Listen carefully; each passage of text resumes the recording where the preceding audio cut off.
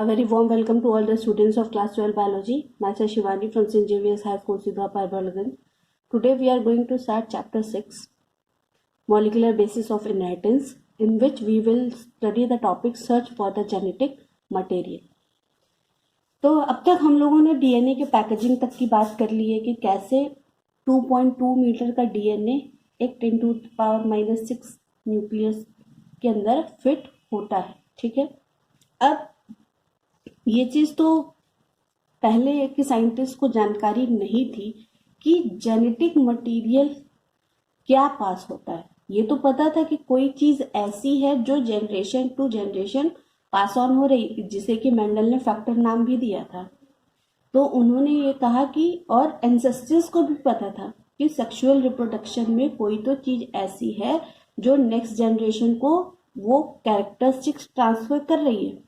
लेकिन एक्चुअल में ये सब्सटेंस क्या था वो जानकारी साइंटिस्ट को नहीं थी कि जेनेटिक मटेरियल कौन सा पास हो रहा है, डीएनए पास हो रहा है कि आरएनए पास हो रहा है कि प्रोटीन पास हो रहा है. तो साइंटिस्ट का ज़्यादा स्ट्रेस प्रोटीन के ऊपर ही था, क्योंकि प्रोटीन बहुत कॉमन था, हर जगह पाया भी जाता था. तो साइंटिस्ट को यही लगा कि ये प्रोटीन ही होगा जो जनरेशन टू जनरेशन ट्रांसफर हो रहा है.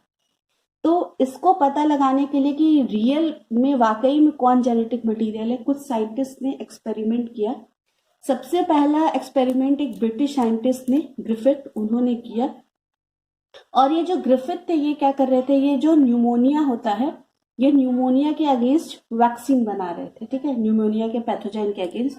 न्यूमोनिया क्या है, बैक्टीरियल डिजीज है जो कि स्ट्रेप्टोकोकस न्यूमोनी कॉज करता है. ठीक है, तो उन्होंने क्या किया, उन्होंने स्ट्रेप्टोकोकस न्यूमोनी के 2 स्ट्रेन्स लिए. स्ट्रेन क्या होते हैं, a genetic variant, a subtype और a culture within a biological species.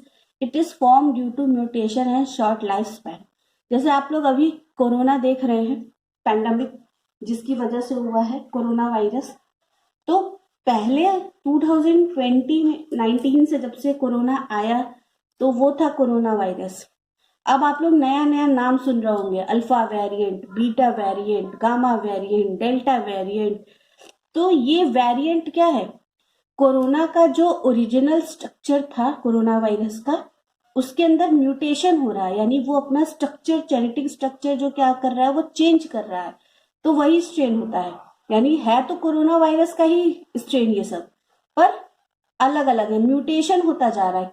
और ये म्यूटेशन होता क्यों है इन माइक्रो ऑर्गेनिज्म में, क्योंकि लाइफ स्पैन बहुत ही शॉर्ट होती है. जैसे कि ये जो न्यूमोनिया के भी जो स्ट्रेन्स होते हैं, इन जो या कोई भी बैक्टीरिया के स्ट्रेन्स, न्यूमोनिया कॉजिंग जो बैक्टीरिया स्ट्रेप्टोकोकस या कोई भी बैक्टीरिया या किसी के भी जो स्ट्रेन रहते हैं, इनकी शॉर्ट लाइफ स्पैन होती है.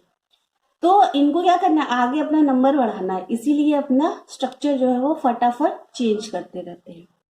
तो ये जो 2 स्ट्रेन्स थे स्ट्रेप्टोकोकस न्यूमोनी के, एक था रफ स्ट्रेन और दूसरा था स्मूथ स्ट्रेन. तो रफ स्ट्रेन को डिनोट करेंगे R से और स्मूथ स्ट्रेन को डिनोट करेंगे S से, कैपिटल R और कैपिटल S से. स्मूथ स्ट्रेन के पास ऐसा क्या था जो रफ स्ट्रेन के पास नहीं था. स्मूथ स्ट्रेन वाली जो बैक्टीरिया थी उसके सेल के बाहर एक म्यूकोपॉलीसैकेराइड की लेयर थी. तो म्यूकोपॉलीसैकेराइड के लेयर के अंदर जेनेटिक मटेरियल है, तो कोई भी एंटीबायोटिक असर नहीं करेगी. और दूसरा वाला जो रफ स्ट्रेन था उसके बाहर कोई भी म्यूकोपॉलीसैकेराइड नहीं था. तो ग्रिफिथ ने क्या किया कि ग्रिफिथ ने एक R स्ट्रेन का इंजेक्शन लिया और एक S स्ट्रेन का, यानी एक रफ स्ट्रेन का इंजेक्शन लिया और एक स्मूथ स्ट्रेन का, और माइस को इंजेक्ट कर दिया. पहले ये सब एक्सपेरिमेंट माइस के ऊपर ही किए जाते थे. इन दोनों स्ट्रेन को माइस को इंजेक्ट कर दिया. तो जो R स्ट्रेन वाला इंजेक्शन था जिस माइस को लगा था उसके ऊपर कोई भी इफेक्ट नहीं आया, वो बिल्कुल सही था, लिविंग था. लेकिन जो S स्ट्रेन वाला इंजेक्शन था जिस माइस को वो लगा वो मर गया. तो मरने के बाद जब उसके ब्लड का इन्वेस्टिगेशन किया गया कि ब्लड के अंदर क्या ऐसा था, तो ये पाया गया कि जो एस स्ट्रेन वाली बैक्टीरिया थे स्ट्रेप्टोकोकस न्यूमोनी की, वो पैथोजेनिक थी, यानी कि वायरुलेंट। पैथोजेनिक क्या होती है? जो इन्फेक्शन कॉज करते हैं, ठीक है। और आर स्ट्रेन वाली जो बैक्टीरिया थी वो नॉन वायरुलेंट, यानी वो नॉन पैथोजेनिक थी, उससे कोई भी बीमारी कॉज नहीं हो रही थी, ठीक है। अब सेकेंड एक्सपेरिमेंट में ग्रिफिथ ने क्या किया? He took a smooth as strain bacteria, heat killed and then was injected in mice. तो उन्होंने जो एस स्ट्रेन था, स्मूथ स्ट्रेन, उसको क्या किया? उसको हीट किल्ड कर दिया। यानी एस स्ट्रेन वाली जो बैक्टीरिया थी स्ट्रेप्टोकोकस न्यूमोनी की, उसको हीट किल्ड कर दिया। तो हीट किल्ड कर देगा तो जाहिर सी बात है बैक्टीरिया जो है वो इनएक्टिव हो जाएगा। अब ये इंजेक्शन माइस को लगा दिया। तो हीट किल्ड वाले बैक्टीरिया का जब इंजेक्शन माइस को लगा तो mice was very healthy and happy, ठीक है, कोई असर नहीं हुआ। In another experiment he took heat killed S strain with live R strain and injected into mice, the mice was dead. तो तीसरी बार उन्होंने क्या किया? ग्रिफिथ ने उन्होंने क्या किया कि उन्होंने हीट किल्ड एस स्ट्रेन लिया पर लाइव आर स्ट्रेन ले लिया। अब हीट किल्ड है एस स्ट्रेन, इसका मतलब पैथोजेनिक नहीं है, क्योंकि सेकेंड एक्सपेरिमेंट में ये हुआ कि जब हीट किल्ड एस स्ट्रेन लगाया गया तो माइस नहीं मरा। आर स्ट्रेन का पहले ही एक्सपेरिमेंट में पता चल गया कि वो नॉन पैथोजेनिक है। जब इस कॉम्बिनेशन का इंजेक्शन माइस को लगा तो माइस मर गया। तो वो बहुत सरप्राइज हुए कि अब क्यों मर गया, क्योंकि अब तो दोनों ही नॉन पैथोजेनिक है। फिर से ब्लड का इन्वेस्टिगेशन किया गया तो ये पता चला कि माउस के ब्लड में जो लाइव एस बैक्टीरिया का स्ट्रेन था वो मिल गया। सो ग्रिफिथ टोल्ड दैट समथिंग मतलब वो क्या चीज है? स्टार से जो बना है, was transferred from heat killed S strain to live R strain and converted into live S strain।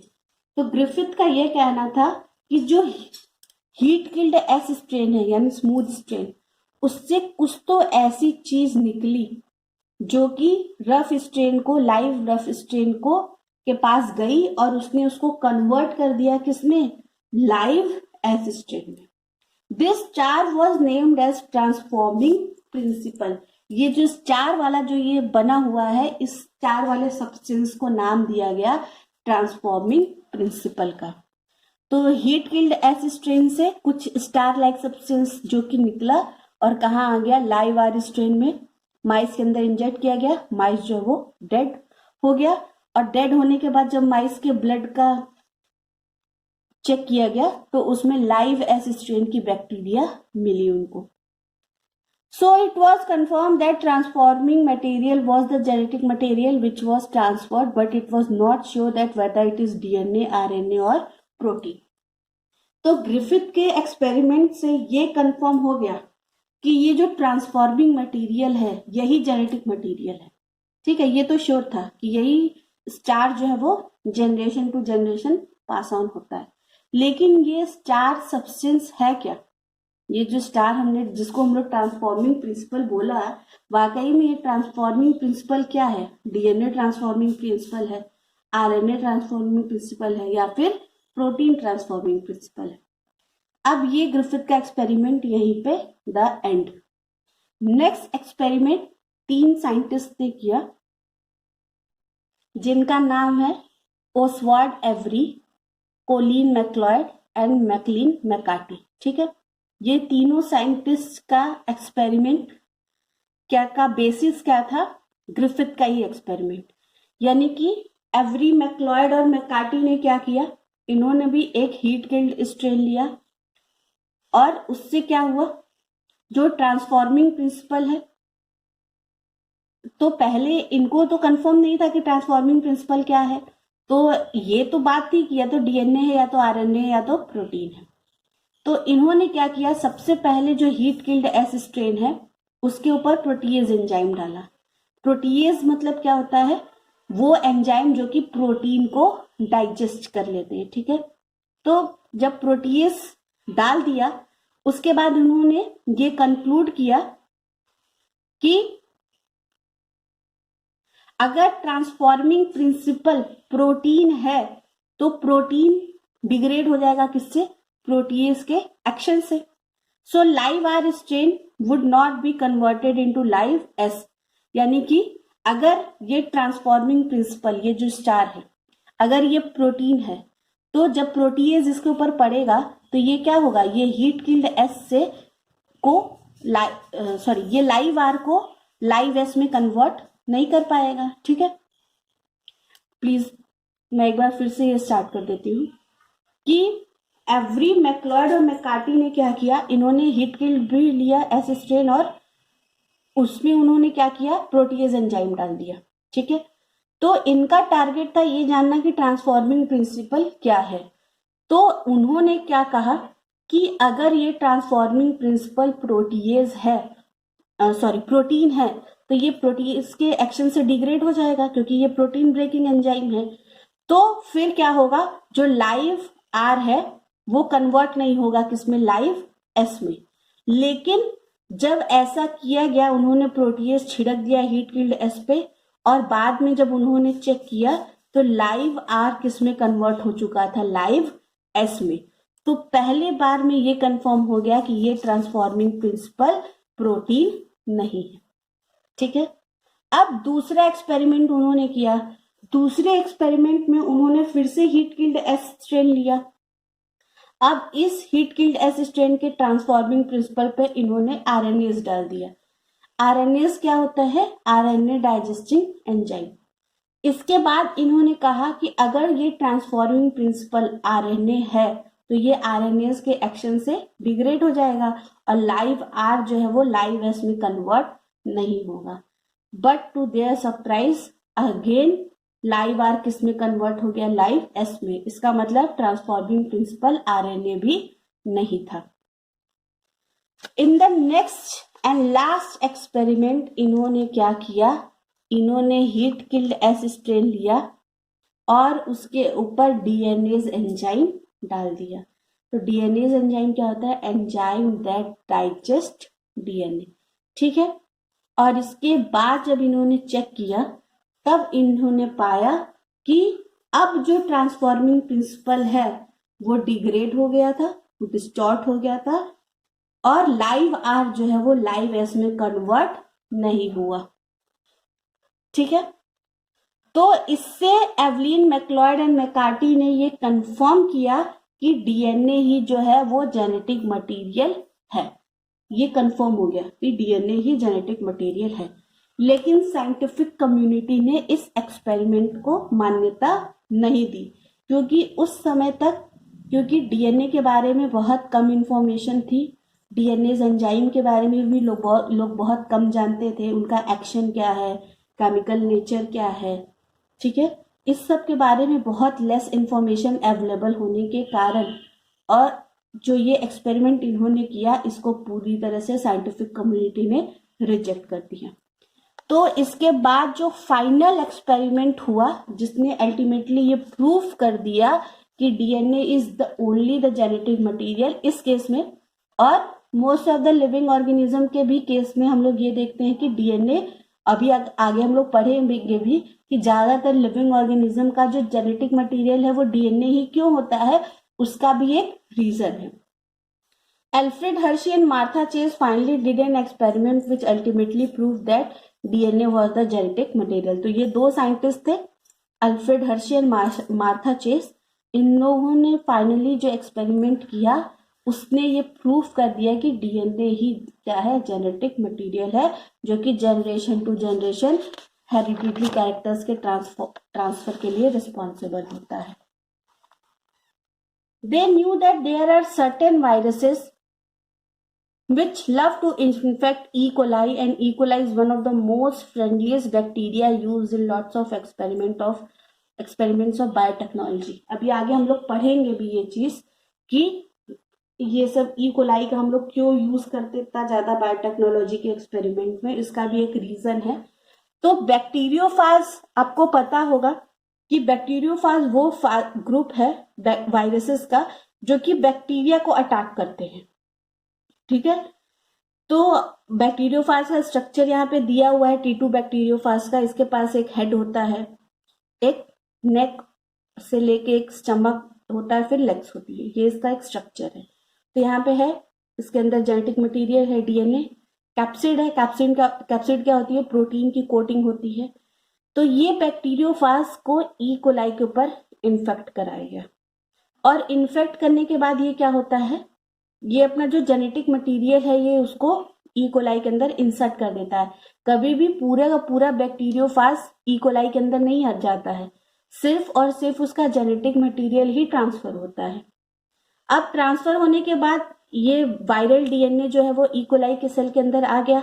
अब ये क्या करेगा, जो ई कोलाई की जो रेप्लिकेशन मशीनरी है उसको ये पूरा हाईजैक कर लेगा।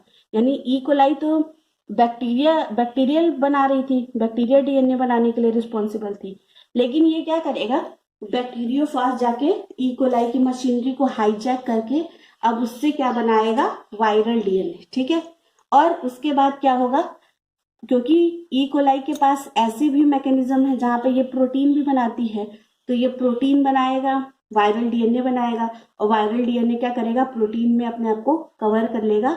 और जब मतलब ये होता है कि ये सब ई कोलाई की सेल को बर्स्ट कर देते हैं क्लास में, और वहां से रप्चर होने के बाद ये वहां से एग्जिट कर लेते हैं। ठीक है, तो जैसे हम लोग ऐसा करें कि जबरदस्ती किसी के घर में घुस जाए, और घुसने के बाद उसका सारा सामान जो है वो हाईजैक कर ले और अपना पेट भर ले, और जब पेट भर जाए तो निकल जाए। ये टी2 बैक्टीरियोफाज का काम कुछ ऐसा ही है। तो बैक्टीरियोफाज, अगर कोई पूछे कि बैक्टीरियोफाज क्या है, वायरसेस दैट इन्फेक्ट्स बैक्टीरिया। और टी2 बैक्टीरियोफाज क्या करता है, attacks E coli and transfer its genetic material into bacterial cell and its cover remains outside of the cell, E coli cell.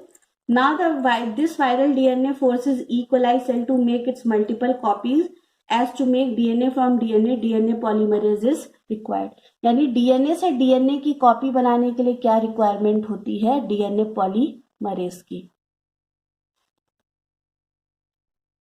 Bacteria has proteins forming mechanism also, so viral DNA also form its protein, and this protein forms covering around viral DNA and then it comes out after rupturing the E coli cell. अभी बताया कि E coli के पास protein बनाने का भी mechanism है, और ये क्या करता है, ये वायरल डीएनए के लिए प्रोटीन भी बना देता है. वायरल डीएनए क्या करता है, प्रोटीन की कवरिंग बना देता है जिसको कि कैप्सिड कहते हैं.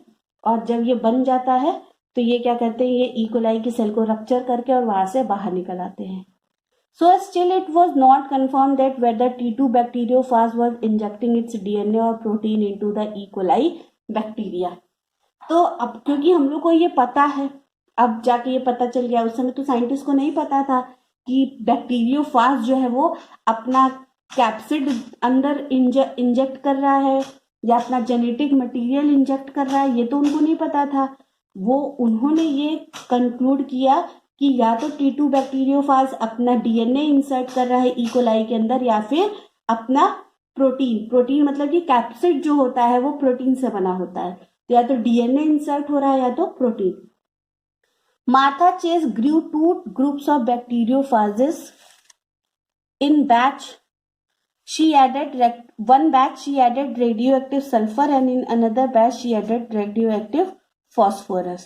तो मार्था चेज ने क्या किया, वो 2 बैचेस में उन्होंने ये ऐसे बीकर में, कोनिकल फ्लास्क में एक्चुअली उन्होंने क्या किया, टी2 बैक्टीरियोफाज को ग्रो करना स्टार्ट किया, और एक बैक्टीरियोफाज के बैच में उन्होंने रेडियोएक्टिव फॉस्फोरस डाला और एक में radioactive sulphur. You can understand that whether phosphorus और sulphur is the part of DNA.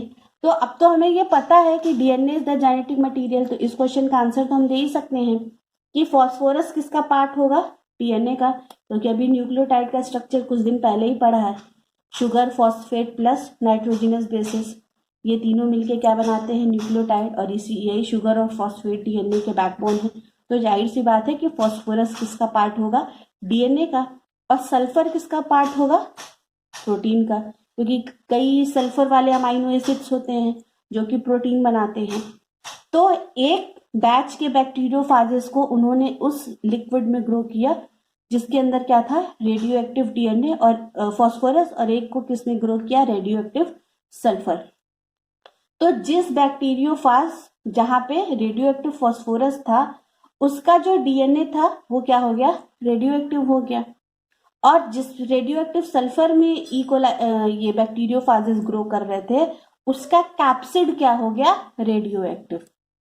So the bacteriophages growing in batch 1 will be having radioactive DNA, as phosphorus is the part of DNA, and bacteriophages growing in batch 2 will be having radioactive protein. Now we will infect these bacteriophages on E. coli. Batch 1 वाले बैक्टीरियोफाजेस के पास क्या है, radio active DNA, और batch 2 वाले बैक्टीरियोफाजेस के पास क्या है, radio active capsid. अब इन दोनों को इन्फेक्ट कैसे कराएंगे, ईकोलाई से, यानी ईकोलाई से इन्फेक्शन हो गया। अब ईकोलाई क्या करेगा, अपना जेनेटिक ये बैक्टीरियोफाज क्या करेगा, अपना जेनेटिक मटेरियल ईकोलाई के अंदर आ गया, डाल दिया, और ये क्या करेगा, ये जो इसका कैप्सिड है ये बाहर रह जाएगा।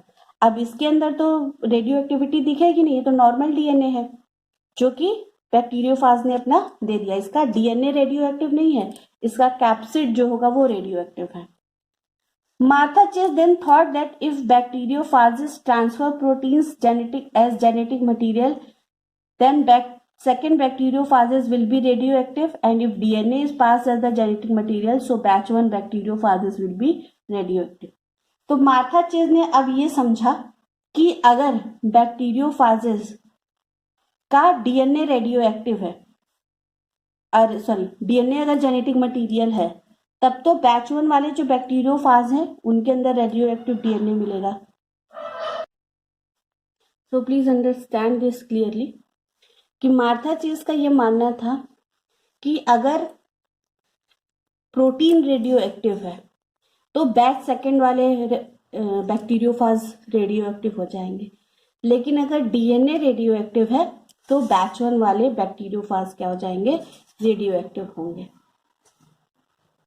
सो एक्सपेरिमेंट 1 के बाद ये पता चला कि जो बैच 1 के जो बैक्टीरियोफाजेस हैं वो रेडियो एक्टिव थे, ना कि बैच 2 के।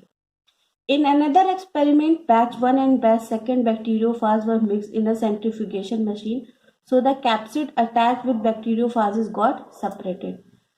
यानी कि एक दूसरा एक्सपेरिमेंट हुआ, वहां पे बैच 1 और बैच 2 के जो बैक्टीरियोफाजेस थे उनको सेंट्रीफ्यूगेशन मशीन में सेंट्रीफ्यूगेट कर दिया। तो सेंट्रीफ्यूगेशन मशीन में सेंट्रीफ्यूगेट करने से क्या होता है, जो कैप्सिड होता है वो सेल से अलग हो जाता है, ठीक है। तो यहाँ पे क्या हुआ कि ई कोलाई जो है वो पैलेट बना के नीचे पे सेटल हो गई और कैप्सिड जो है वो अलग हो गया, सेपरेट हो गया ई कोलाई से, ठीक है, सेंट्रीफ्यूगेशन के बाद। तो अब क्या हुआ, अब चेक किया गया, all the radioactivity was found in E coli and no radioactivity in liquid which was having capsid. फिर जब इसको इन्वेस्टिगेट किया गया तो उन्होंने मार्था चेज ने देखा कि जो भी रेडियो एक्टिविटी है वो ई कोलाई के अंदर मिली है, और जो इसका लिक्विड है, लिक्विड के अंदर जिसमें प्रोटीन है उसमें कोई भी रेडियो एक्टिविटी नहीं मिली है, ठीक है। ई कोलाई के अंदर जो डीएनए आया वो कैसा था, रेडियो एक्टिव। सेकेंड वाला जो बैच था उसमें उन्होंने देखा कि जो भी रेडियो एक्टिविटी है वो लिक्विड में मिली है, लेकिन ई कोलाई के अंदर किसी भी तरह की रेडियो एक्टिविटी नहीं मिली है। तो फाइनली इस एक्सपेरिमेंट के बाद क्या कंक्लूड किया गया, after this experiment it was concluded that in the 2 batches of bacteriophage batch 1 was having radio active DNA, so E coli was radio active. तो जब बैच 1 के बैक्टीरियोफाजेस को ई कोलाई से इन्फेक्ट किया गया और ई कोलाई को फिर देखा गया तो ई कोलाई का जो डीएनए था वो रेडियो एक्टिव था। तो इससे ये कंफर्म हो गया कि प्रोटीन क्या है, वो जेनेटिक मटेरियल नहीं है, एक्चुअल में क्या था, इंसर्ट जो हुआ था वो क्या था, डीएनए हुआ था। In the batch 2 where protein was radioactive, so all the radioactivity was found in liquid, so it was confirm that protein was not inserted into E coli. Batch 2 वाले E coli का जब देखा गया, उसको जब check किया गया तो ई कोलाई के अंदर कोई रेडियो एक्टिविटी नहीं मिली और न ही रेडियो एक्टिव डीएनए मिला। उसका डीएनए बिल्कुल नॉर्मल था, उसके अंदर रेडियो एक्टिविटी कहाँ देखने को मिली, उसके कैप्सिड में। तो यहाँ से फाइनली ये कंक्लूड किया गया कि डीएनए ही वो जेनेटिक मटेरियल है जो कि जनरेशन टू जनरेशन ट्रांसफर होता है, और इसके बाद कोई भी एक्सपेरिमेंट नहीं किया गया ये प्रूफ करने के लिए। हाँ, और भी केमिकल नेचर और चीजें डीएनए के डिस्कवर हुए, लेकिन मार्था चेज और हर्शे चेज के एक्सपेरिमेंट के बाद फाइनली ये प्रूफ हो गया कि DNA was the genetic material which was passing from generation to generation, जिसको कि मेंडल ने नाम क्या दिया था, factor. So students, by this I am ending this video. In the next video we will continue the next topic of the chapter. Thanks for watching the video.